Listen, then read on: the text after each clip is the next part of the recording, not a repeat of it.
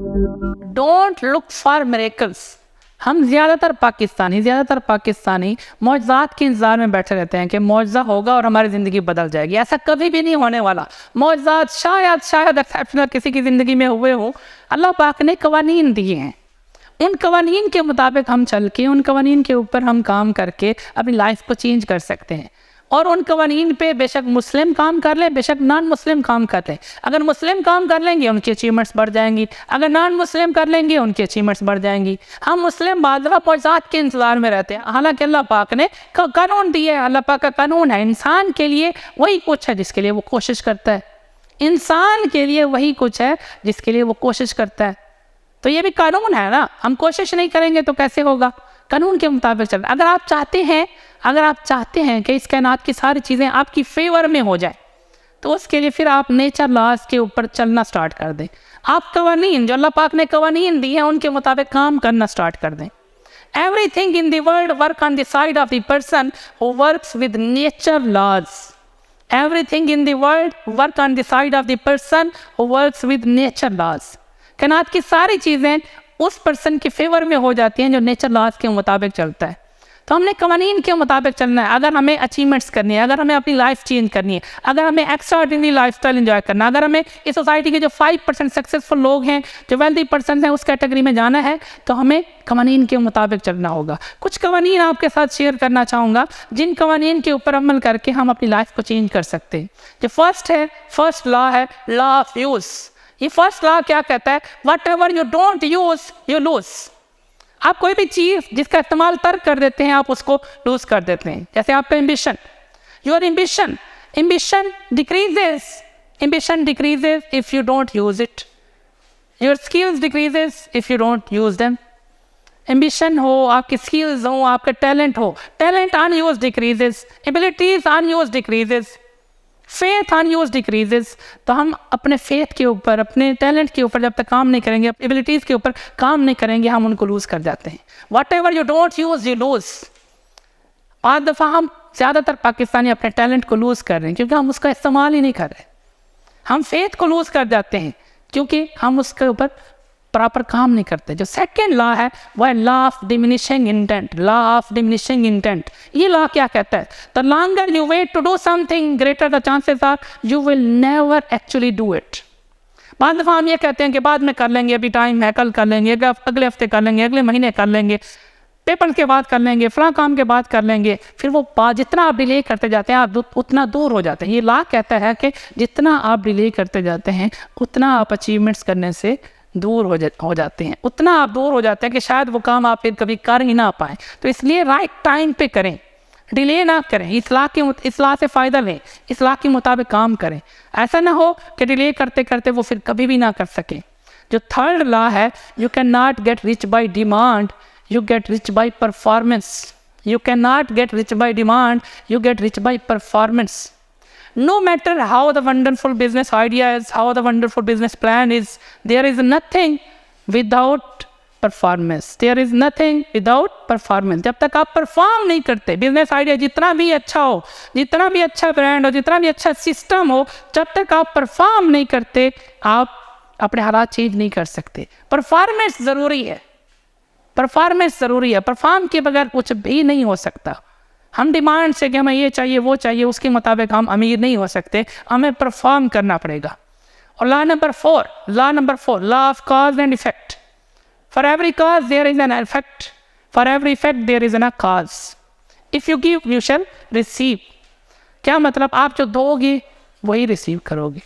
आप पॉजिटिव सोचोगे positive result, negative सोचोगे नेगेटिव रिजल्ट। आप पॉजिटिव दोगे पॉजिटिव रिजल्ट्स मिलेंगे, नेगेटिव दोगे नेगेटिव रिजल्ट्स मिलेंगे। तो ये हमारे थॉट प्रोसेस में भी ऐसे है कि अगर हम पॉजिटिव सोचेंगे पॉजिटिव रिजल्ट, नेगेटिव सोचेंगे नेगेटिव रिजल्ट। अगर आपको पॉजिटिव रिजल्ट चाहिए तो फिर आपको पॉजिटिव सोचना पड़ेगा। नंबर फाइव लॉ जो है, फिफ्थ लॉ जो है वो है law of sowing and reaping. Law of sowing and reaping, ये लॉ क्या कहता है? You must sow before you reap. You must sow before you reap. काटने से पहले आपको बोना पड़ेगा। और इस लॉ में हम बहुत सारी चीज़ें सीख सकते हैं। इस लॉ से फ़ायदा लेने के लिए सबसे पहले, यानी अगर हम किसान की मिसाल लें तो उसको सबसे पहले एक्सीलेंट सीड चाहिए। उसके बाद फिर एक्सीलेंट साइल चाहिए, फिर वो हार्ड वर्क करता है तो उसको रिजल्ट मिलते हैं। और उसको पहले बोना पड़ता है, फिर वो काटता है, बोता है फिर वो काटता है। सेम इस बिज़नेस में भी अगर हम इसी लॉ को समझें और अपने बिज़नेस में इसी लॉ को अप्लाई करें तो हमें भी एक्सीलेंट सील, एक्सीलेंट प्रॉस्पेक्ट चाहिए, एक ऑप्टिमिस्टिक माइंडसेट वाला, एक ओपन माइंडसेट वाला, एक एंटरप्रेन्योरियल माइंडसेट वाला प्रॉस्पेक्ट चाहिए। यानी एक्सीलेंट साइल से मुराद अच्छा प्रॉस्पेक्ट, जो सुन सके, जो समझ सके, जो ओपन माइंडेड हो, जो विलिंग टू लर्न हो, ठीक है ना। फिर इस लॉ की खूबसूरती है, इस लॉ की खूबसूरती है कि हम जितना ज़्यादा बोते हैं उतना काटते हैं। You sow abundantly you reap abundantly. अगर आप ज़्यादा बोएंगे ज़्यादा काटेंगे, कम बोएंगे कम काटेंगे। इस लॉ में एक और चीज़ जो हम सीख सकते हैं वो यह कि there is always a difference, there is always a time period, there is always a time period between sowing and reaping. यानी आप सो करने के बाद फ़ौरन काटते नहीं हो, एक टाइम फ्रेम होता है, एक टाइम पीरियड होता है। आज आपने बोया तो उसका एक प्रोसेस है कि कब काटोगी। हम इसी लॉ से सीख सकते हैं कि हम भी यहाँ पे जितना ज़्यादा हम अपने बिजनेस में जितना ज़्यादा बोएंगे, जितना ज़्यादा बिल्ड करेंगे उतना ग्रो करेंगे, जितना ज़्यादा पार्टनर्स बनाएंगे, जितने ज़्यादा कंज्यूमर्स बनाएंगे उतना ज़्यादा ग्रो करेंगे।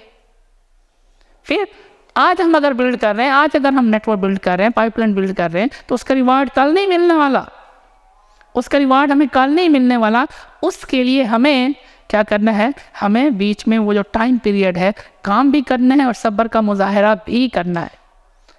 और इस्लाम में 2-3 चीज़ें और हम सीख सकते हैं। जब आप बोते हैं ना, बोते हैं तो कुछ चीज़ें वो ज़मीन ख़राब होने की वजह से कुछ बीज नहीं उगते, कुछ बीज अच्छे नहीं होते वो नहीं उगते, कुछ परिंदे ले जाते हैं, कुछ हार्ड वेदर की वजह से डिस्टर्बेंस होती है। सेम आप जब नेटवर्क मार्केटिंग का बिजनेस बिल्ड कर रहे होते हैं ना, कुछ लोग ऐसे होते हैं जो परफॉर्म नहीं करते, कुछ हार्ड वेदर की वजह से, मुश्किलात की वजह से परफॉर्म नहीं करते।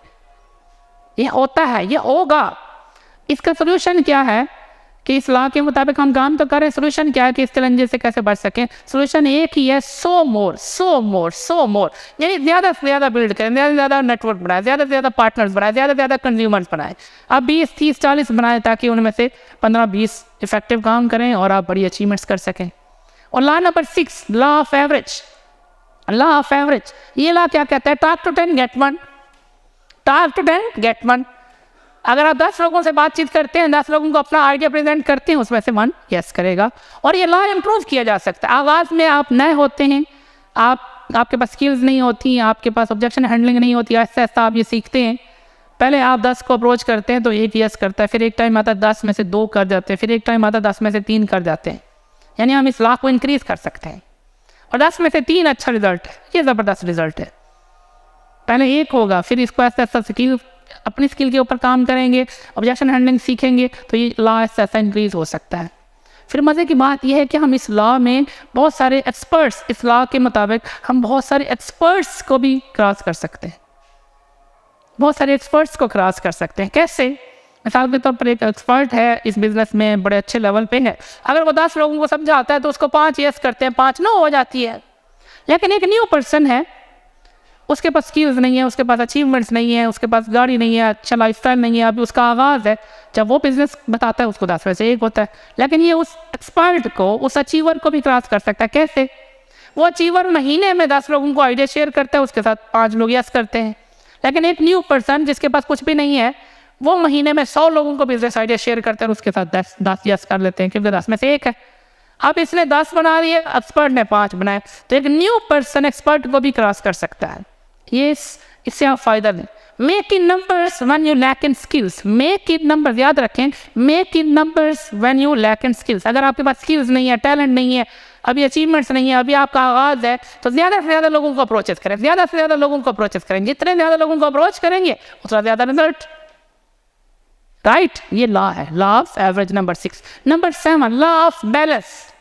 Law of balance, increase the number of approaches, decrease the impact of rejection. Increase the number of approaches, decrease the impact of rejection.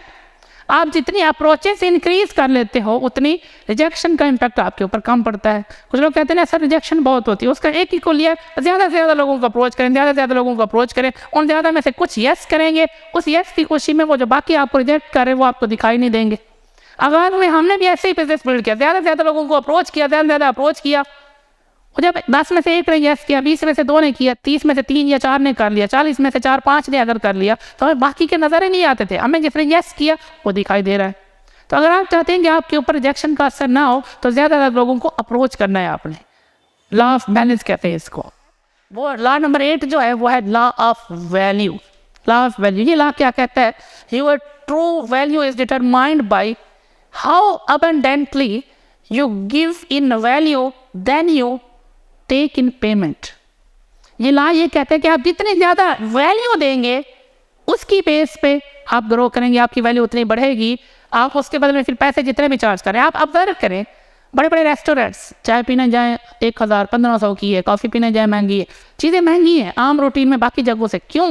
क्योंकि वो सर्विस बेटर देते हैं, वो वैल्यू ज़्यादा देते हैं। इसका मतलब ये कि अगर आप वैल्यू देंगे, अगर आप सर्व करेंगे, अगर आपकी सर्विस अच्छी होगी तो आपको रिजल्ट्स भी ज़्यादा। चार्ज कितने कर रहे हैं ये मैटर ही नहीं करता, अगर आप अपनी वैल्यू, अपनी सर्विस को आप इंक्रीज कर लेते हैं।